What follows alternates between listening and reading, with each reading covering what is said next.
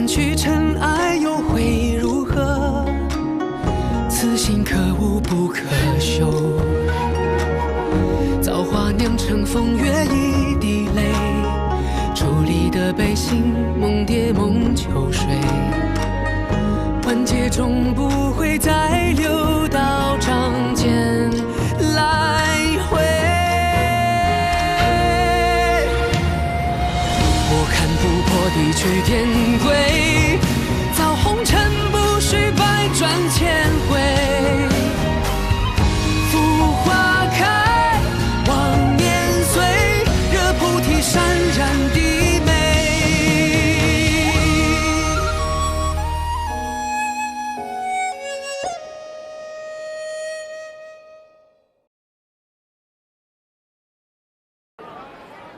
你变男装做什么？莫要胡来！我穿女装进去干嘛？抢人家生意啊？我们是来查线索的，自然要低调一些，当然是男装更方便喽。严旦说的没错，你若不入红尘，怎知你心中到底有没有尘？不去。别装了，走吧你。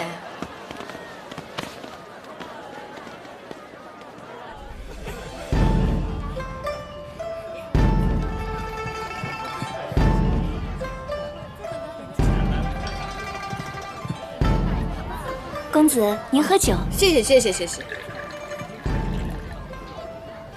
公子，请喝酒。杭州，喝酒。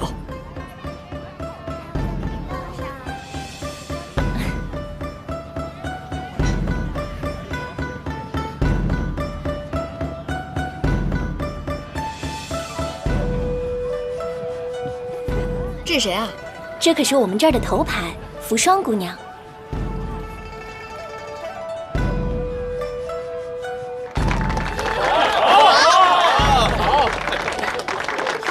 好，跳得好，扶霜姑娘。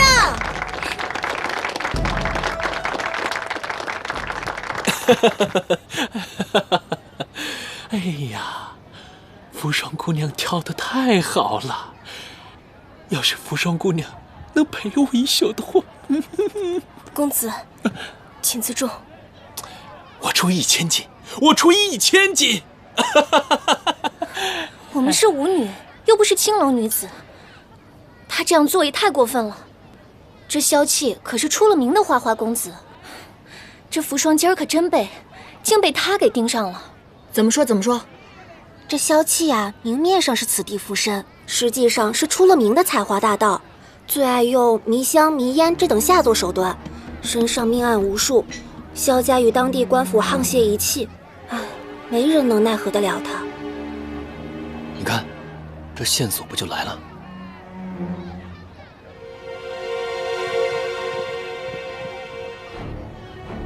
多谢萧公子盛情，只是萧公子是不是有什么误会？尽欢房是舞房，并非秦楼楚馆。姑娘们卖艺谋生，萧公子若想夜宿，尽欢房怕是不能满足。扶霜，来，敬萧公子一杯。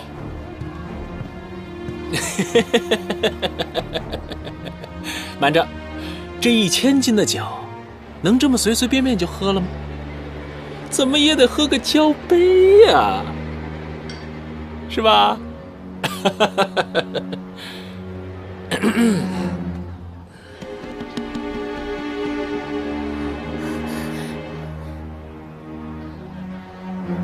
这个登徒子，官府管不了他，那今儿个就让我这个严旦小爷好好的管管。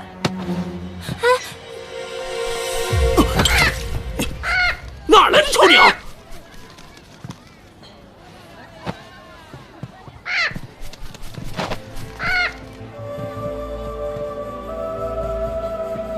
鹦鹉见这轻歌曼舞尚会察言观色，噤声不语，而某些人怎么没皮没脸的搅了这雅致还不自知？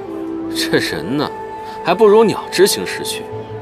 小家伙，你说对不对啊？坏东西，坏东西！多谢柳公子，公子今日不在台下看舞，扶霜跳的可没趣呢。你是什么人？我出1000金买每人1杯酒，与你何干？没钱少给我装模作样，小心我把你打的叫爷爷，再扒了你鹦鹉的鸟毛拿回去炖汤喝。嘿，哎呀，哎呦，你柳大爷今日便替你祖宗教教，该如何对待美人。扶霜姑娘，我也愿出1000金，不知你是否愿意与我共饮？柳公子就算身无分文，扶霜自然也是愿意的。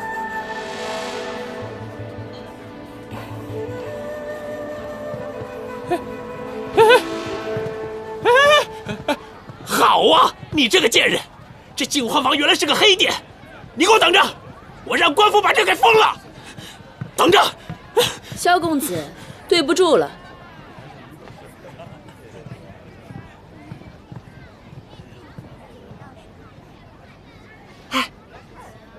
我有个计划，这样，你们2个去盘问一下这个萧启，这个柳维阳绝对不简单，我去探一探他的虚实。燕丹，此人功法了得，你最好小心。知道，我做事，你放心。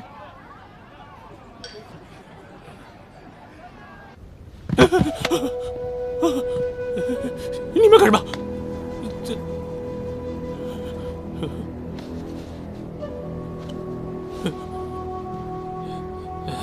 我已经许久不用这些了，你们别报错了仇。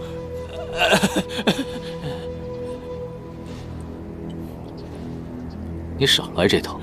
冤有头债有主，我萧启对天发誓，我从来不对男人用药。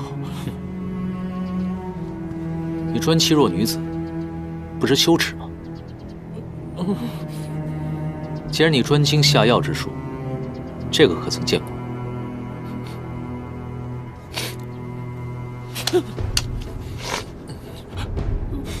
我也不是刻意隐瞒你们，使用这种迷药的，江湖上我有一家，我着实不敢招惹他们呢。谁？神霄宫，这蒙汗药就是他们神霄宫所制的销魂散。别说谎，我怎么从来就没有听说过神霄宫呢？他确实没有骗你，只是你下山不久，不知晓罢了。这江湖当中确实有一神秘组织，名唤神霄宫。神霄宫极为神秘，无人知道它在何处，也无人知道它的公主是谁。神霄宫的弟子均为神出鬼没之辈，没想到我们竟被他们盯上了。这位公子见多识广，正是如此。这神霄宫习用梅花为事，宫人身上皆有3瓣梅花刺青，轻易不与世人。我曾研究过神霄宫的药方，很多药材出自朱翠山，想必这神霄宫就在朱翠山的附近。我还在净欢坊的后院中，曾经闻到浓烈的霞叶蒲根的味道。若再让我见到你作恶的话，必将取你性命。我滚！我滚！今夜我们便可在此地住下，入夜之后便可到净欢坊的后院去一探究竟，便知他所说的是真是假。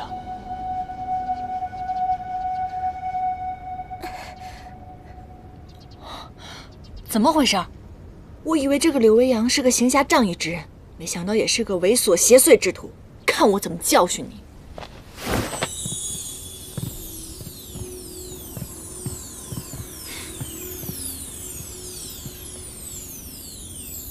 你在这鬼鬼祟祟啊！嘘！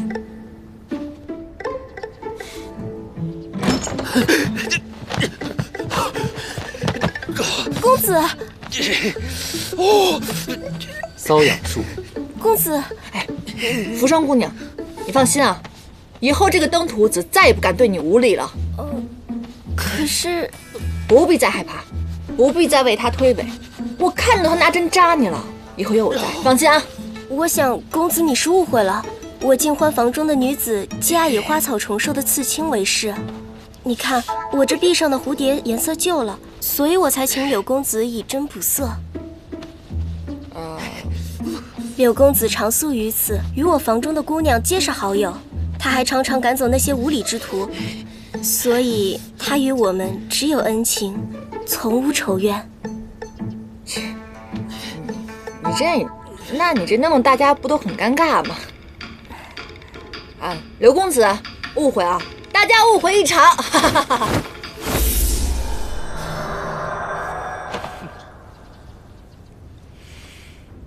就凭你这拙劣的身手和眼力劲儿，还想逞英雄呢？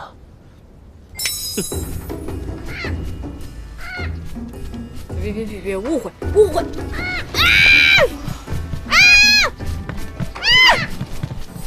巧了，你身上有股莲花香味儿，我养的这帮小东西们最喜欢吃莲子了。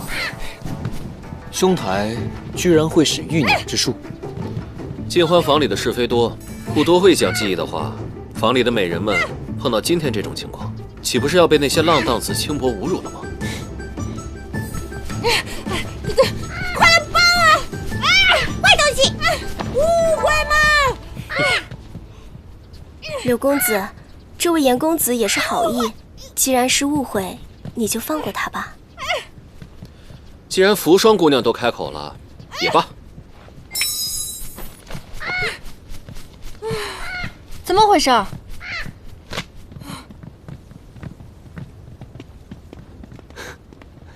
还好柳维阳放你一马，乱是乱了点儿，但是没破相。柳公子虽然没个正形吧，倒是个风趣的人。你信他个鬼话？我才不信呢！有如此心思还神通广大之人，不求闻达，就光在这五房里怜香惜玉，我才不信。要不然就是这个柳维阳有问题，要不然就是这个尽欢房另有玄机。有什么玄机？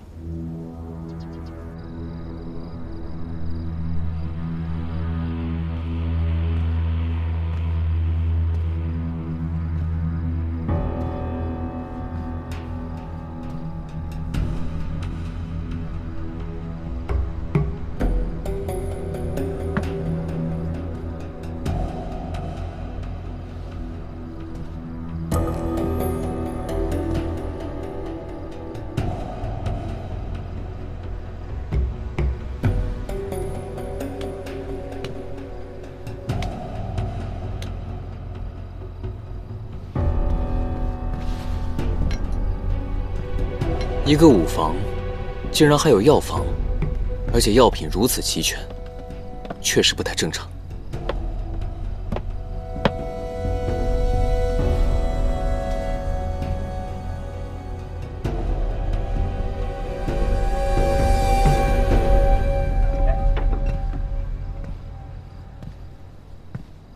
你们二位来药房做什么？生病了吗？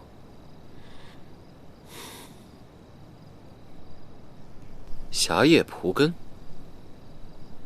你识得此物？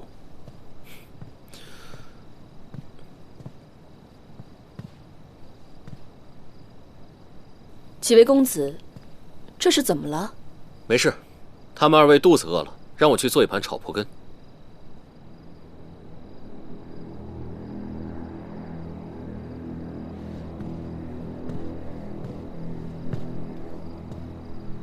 狭叶蒲根乃是珠翠山特有的食材，清脆爽口，最能下暑气。镇上的人一般用来下酒，也算是当地特色。尝尝。柳大哥性格直爽，我就有什么说什么了。既然这蒲根是食材，为什么会同药材放在一起？而且我也是第一次见到，在武房当中竟然有药房的。二位果然是江湖中人，这疑心还是不浅呀。房中的姑娘们经常练武，有些摔伤磕碰什么的在所难免。再说了，万一碰上几个喜欢下药灌酒的客人，有些药材备着，也好应对嘛。单以狭叶蒲根入药，可治痰多胸闷。你说的单以狭叶蒲根入药，那你可知还有其他的用法？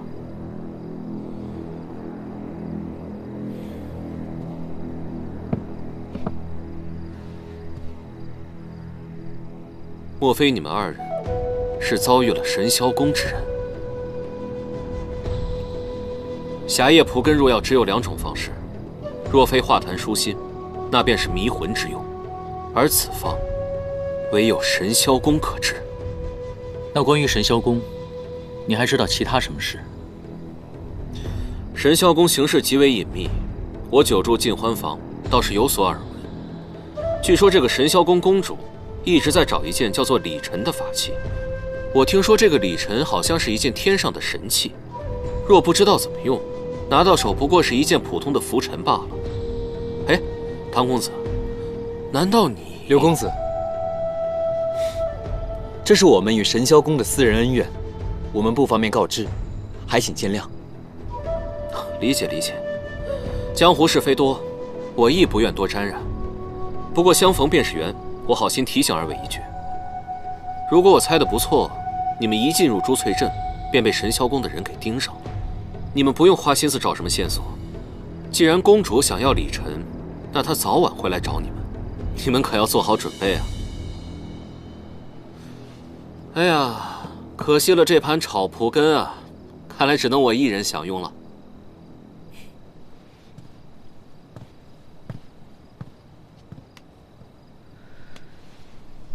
此人是敌是友，当真让人琢磨不透啊。此地可谓是鱼龙混杂，若是在这儿多住上几日，说不定会了解到更多神霄宫的消息。就算他们真的找过来，我们也有应对之策。哎，这个地方甚好啊，活色生香，凡间六旺，色声香味触法无一不全。我们多住几日，不仅可以调查线索，还可以多积累人生经验。我是10000个赞成的。柳维阳对神霄宫很了解，问到关键之处，他却语焉不详，怕是他想探透我们的底细。那可不一定，不知道是谁探到谁的底细。哎，你们之前提到过，神霄宫的人喜欢用3瓣梅花刺青为标记。对啊，柳维阳正好会刺青之术，岂不非常可疑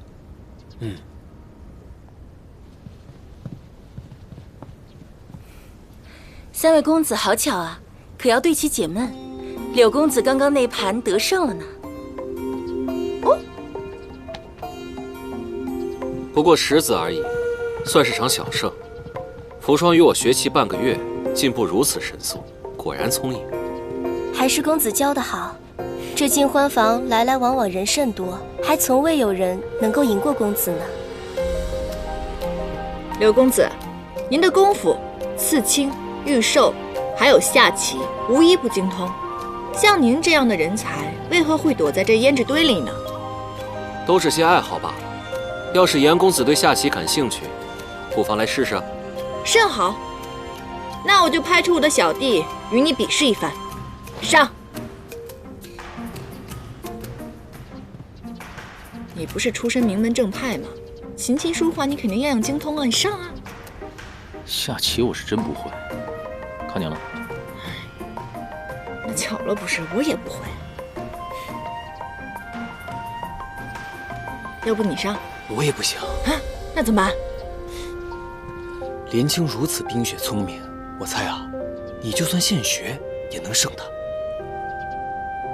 你现在说这番鬼话合理吗？哎，要不然咱们2个打个赌，如果你不能胜他，往后夜宵全由我来做。上吧。罢了罢了，只能我出马。来吧，我与你比试。慢着，我和这帮姑娘们下棋，是因为她们聘我做了教棋师傅。我要是与你下，可有什么赌注吗？这样吧，金子银子乃是俗物，赌起来太没意思了。若谁赢了，便问输家一个问题，必须如实回答，如何？成交。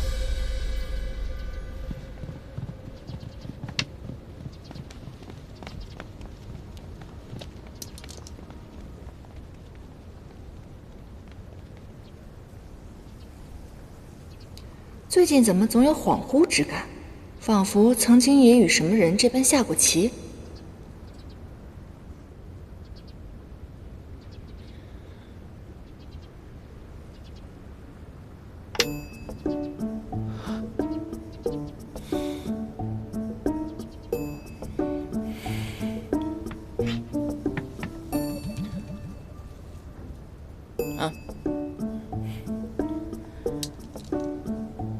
我们毕竟是来查李晨线索的，若是消息走漏的话，怕是不妥。现在正是好好摸清柳维阳底细的好时机，而且我断言，严旦必胜。你怎么知道？他虽然是有一点点小聪明吧，但也是现学现卖，只怕是还没有开口掏出线索呢，就把我们的底细都漏光了。我就是知道，而且3盘以内，柳维阳定吃不下严旦一子，你去看着吧。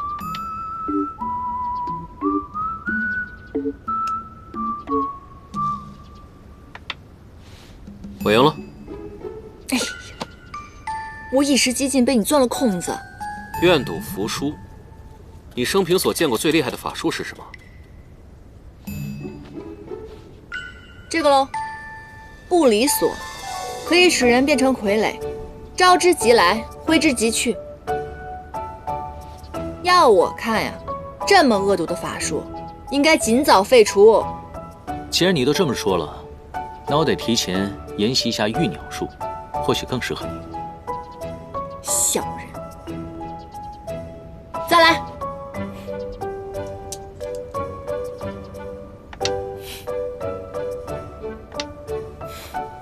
我赢了，该我问你了。这柳公子一看就是富家公子，那你为何不归家，常年住在这金婚房中？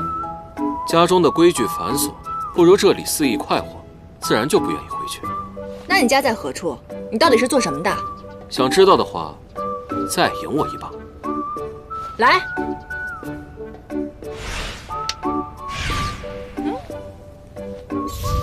师从游侠，最善驯鸟，心无大志，随缘度日。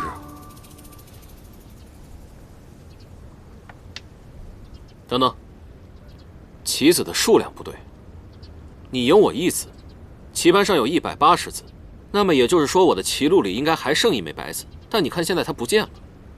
按照规矩来说，棋路少子，对弈双方应当互相搜身，以证清白。我一向光明磊落，搜身就搜身，别想污蔑我。来，不可。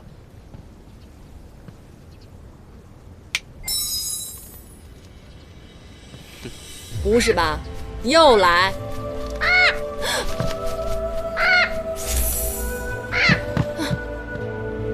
还真没想到啊，原来严兄是女儿身。但是即便如此，便不让搜身的话，怕是有出千之嫌。按照规矩，在禁欢房出千，剁手。禁婚房是你家开的，说剁手就剁手啊？从来就没听过这种规矩，你再说一遍。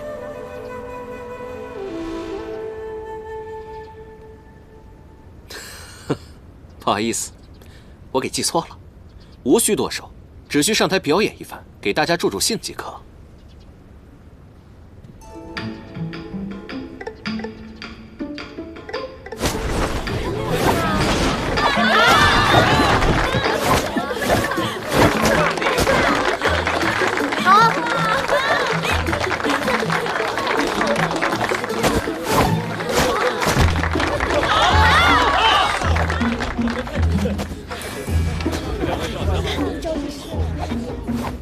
这个柳维阳看似漫不经心，实则另有心思，肯定有问题。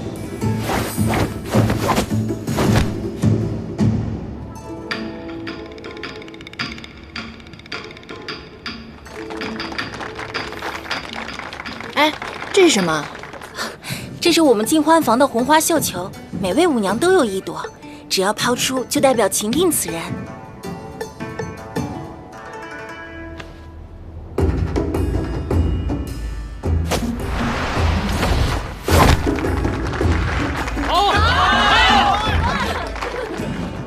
绣球招亲可是体验红尘乐事的大好时机，唐公子切莫放弃。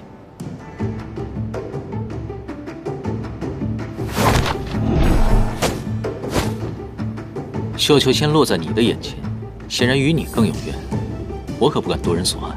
你既知前后顺序，那有些人，你早就该放弃。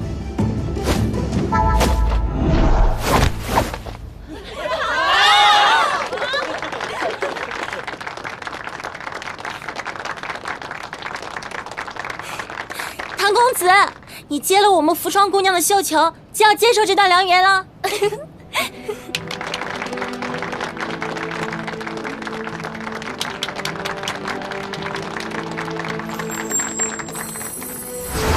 法环在手，约束于心，从此断情绝爱，了却红尘。难道唐州对扶霜动心了？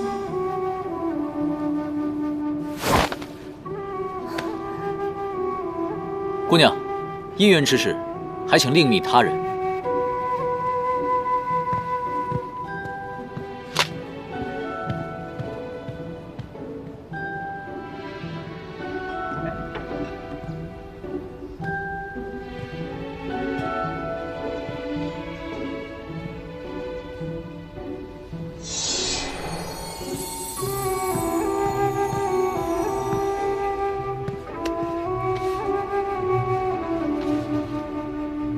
你果然受伤了，我猜的没错，只是没想到，竟然伤得如此严重。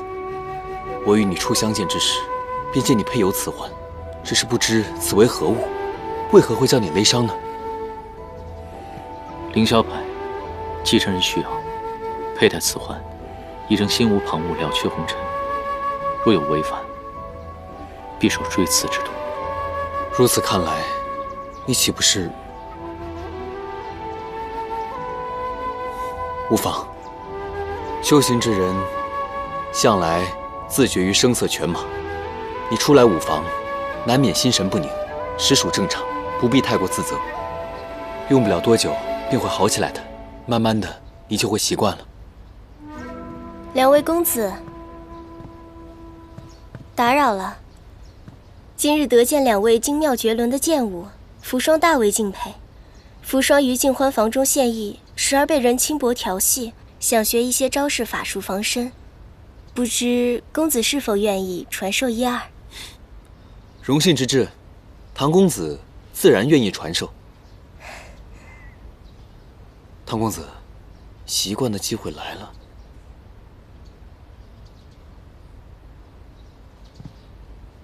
扶霜从未习武，还望公子赐教。姑娘从未习武，得从基础开始学。这套招式，够你练个半年了。只是扶霜往日宾客也不乏习武之人，寻常招式怕是难以防身。不知公子可有什么独门秘招，可保扶霜周全？门派独闯，仅自家人可学，绝不外传。扶霜今日以绣球相致，便是情定公子。若扶霜成了公子的人，是否可以传授于我？唐舟，在忙啊？我是不是打扰了？没有啊。扶霜姑娘前来请教防身之术。是啊，既然你已经接了人家扶霜姑娘的绣球了，那扶霜姑娘以后的安危自然是你来守护了。你不用解释，也不用不好意思，我们都懂的。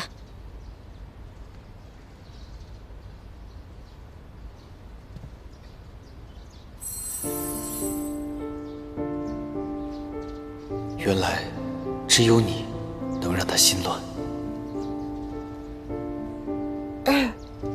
既然严姑娘前来拜访，那扶霜就先行告辞，晚些时候再来向唐公子请教。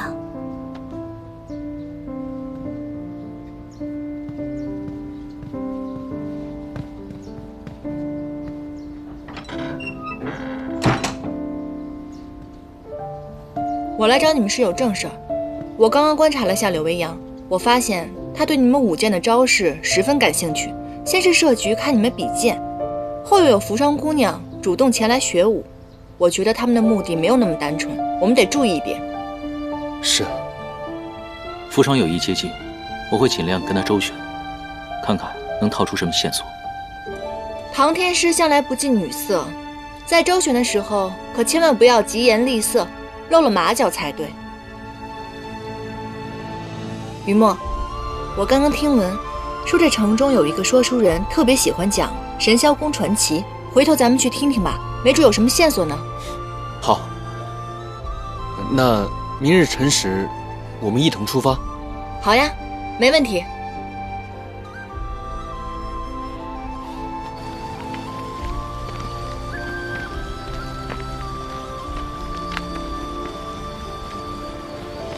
锥刺之痛，轻则血流，重则筋断。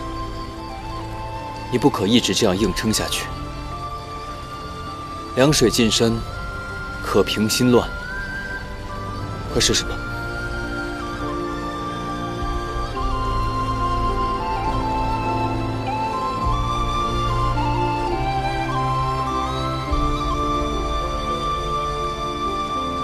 你是怎么知道这个方法的？我也有过迷惘之时。在过去的日子里，我看到我自己的心上人同他人亲热的时候，我内心之痛如锥刺骨一般，难以克制。后来我学会了将自己泡入寒水之中，用寒水来麻痹自己，克制自己的情愫。心上人，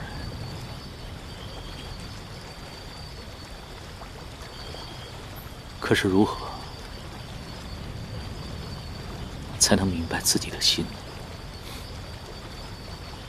三界之中，均特性不一，为生死平等。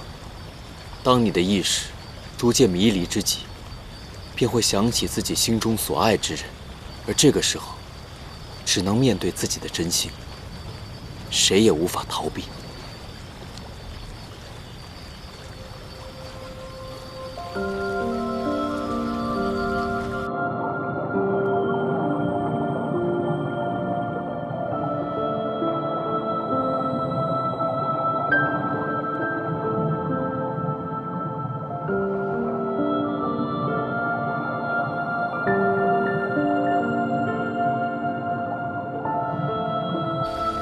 我的意思是让你大醉一场，并不是让你自溺而亡。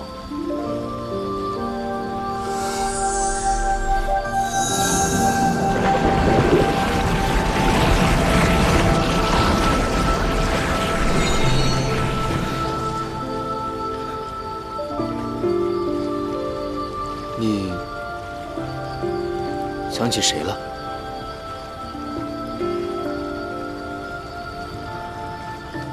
若是以正真心，是不是会让自己随心而动呢？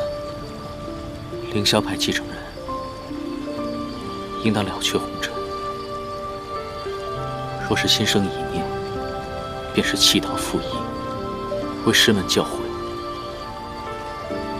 我必须恕己。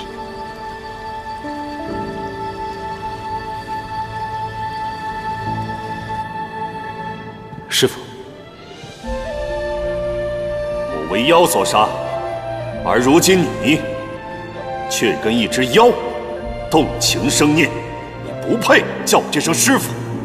徒儿并非有意破戒，此妖亦不是邪祟。师父，难道动情真的有错吗？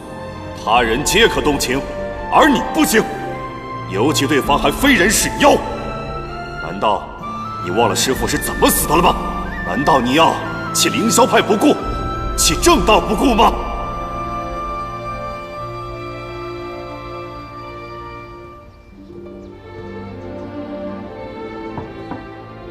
唐周，醒了吗？今日咱们还要出门查案，你若还不起来的话，只怕严旦会来掀被子了。快起来吧！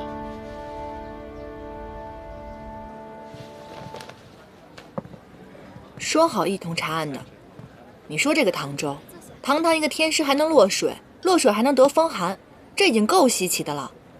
那个李晨明明是他的救命之物，他还能如此不小心，真是服了。如果你真的生气，也不会打包这么多点心给他吃。嗨，这不是因为他给咱们挡酒，东西才丢的吗？他可以不仗义，但我们不能不仗义啊，对吧？这些点心足够他吃了。哎，这个是你最喜欢吃的，不如拿回去解解馋吧。这些都是你花的银子，你多吃一点吧。来。我不喜欢吃。说那神霄公主9尺男儿，剑眉星目，气宇轩昂，豪气冲天，真乃英雄也。哎，我怎么听说那个神霄公主是一个满脸麻子的矮冬瓜呀？胡说！神霄公主身轻如燕，轻功高超，怎么可能是个胖子？别吹牛了，我见过神霄公主，她是个老头，腿脚都不利索，哪会什么轻功啊？神霄公主明明是个女子，我还闻过她身上的香味呢。哦，还真是百变啊！你说，光是一个茶馆，里面就有那么多人说见过神霄公主，而且描述的形象都不一样，这到底哪个是真，哪个是假？要送官了，你们去2个人，把萧齐少爷的随身衣物全部打包好带出来。是。前2天刚从他口中探出些消息来，今日便死了，这事儿肯定不简单啊。这其中必有蹊跷，不如去府中打探一下。看我的。都弄好一点啊！夫君啊，你怎么就撒手人寰了？你是何人？小女子是金欢坊的舞娘，我与萧公子一见倾心，私定终生。本来今日是他赎我的日子，可没想到人没见到，却天人永隔了。虽说我们没有媒妁之言，可是在我的心里，他已经是我的夫君了。您行好，让我进去看看他吧，哪怕一眼好不好？求你了，我求求你了。您自重，您自重，您自重啊！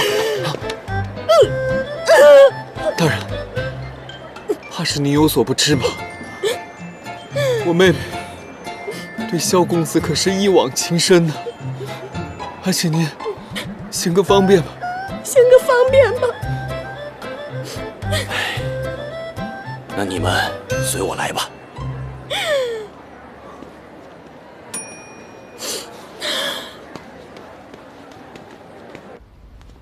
大夫已经来看过了，少爷是酒后噎食，气结而亡。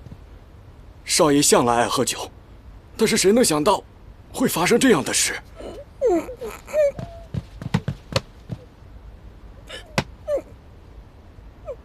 小狗子，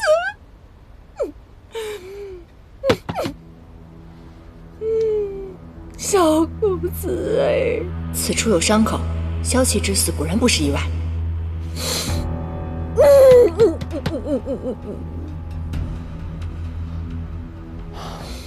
这位萧公子昨天可曾与何人接触过？少爷，少爷是凌晨回的府，在门口被一个卖酒的老太缠住，少爷说求他买一些酒照顾生意。后来我就差家丁把他赶走了，少爷便直接回了房。再后来，丫鬟去伺候洗漱，一开门就发现少爷已经倒地身亡了。那你可曾记得那老人是什么模样？模样倒是寻常，不过他带了一只梅花样式的银簪子。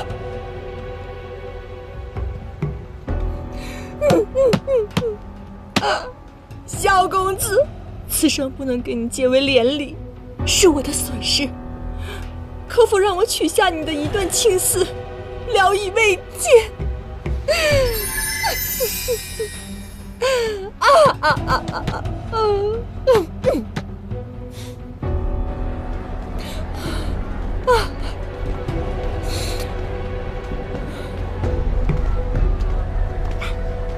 这伤口的形状颇像一朵300梅花，八成跟神霄宫有关。哎，头戴梅花簪，又是卖酒，说不定是客栈里偷李晨的那个老太。走。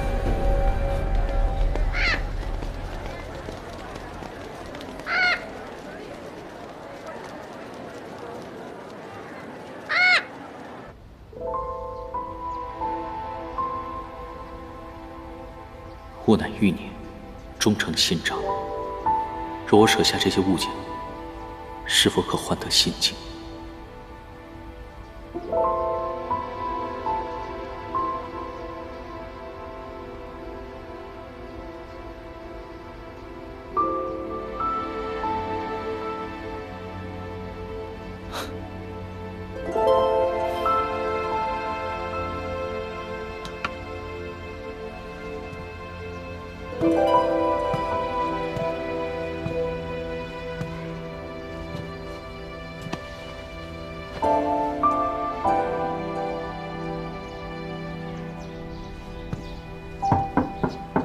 唐公子可在？扶霜前来向你学习防身之术。我身体不适，不宜受武，请回吧。公子何处不适？扶霜略懂医术，可帮公子诊治。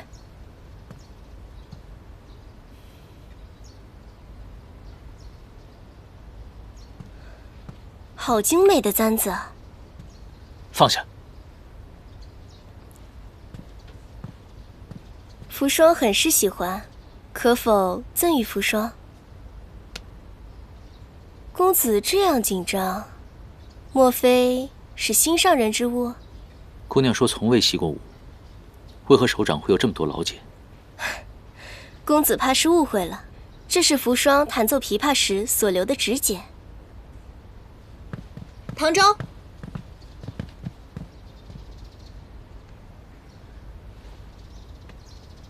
颜淡，你别误会。二位见笑了。方才唐公子说身体不适，扶霜正在为他诊治呢。昨日教练武，今日帮忙诊病，进展不错嘛。我看唯一不足的是把别人的东西当成定情信物。良辰美景的，正好给你带回了点心，慢慢享用吧。不打扰了。颜淡，颜淡，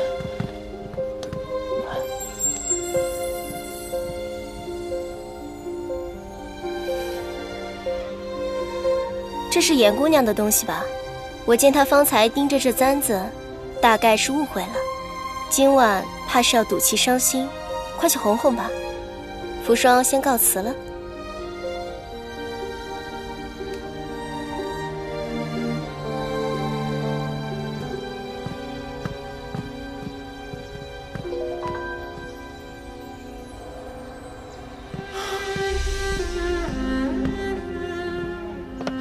颜淡担心你的病，特意为你打包了点心，没想到却撞到了这样的一幕。你放心，颜淡足够聪慧，相信定能看出扶霜的弦外之音，用不了多久，他便好起来了。颜淡猜的没错，扶霜故意靠近，暗中在我身上搜索。方才我发现他有9链刀剑的老茧，十分可疑。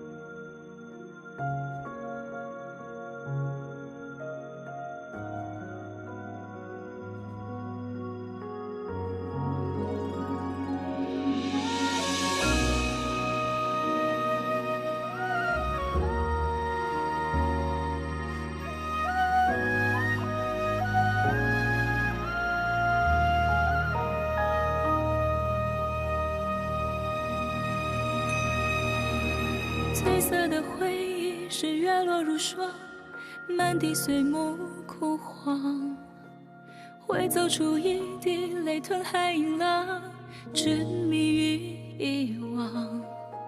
走到从此天各一方，走到你乡，回过头为我生遗忘。催眠的缘分在暗夜里藏，情字落晚香。寂寞的汤烫出思念的伤，遗忘岁月凉。洗尽纤尘仍有你依稀模样，轮转中为思念疯长。已是繁华人间一场落花风，平添一池落花中，看破红尘的眼红。你是遥遥天上一捧秋月容，只敢萧瑟不敢浓。梦中有两人与共。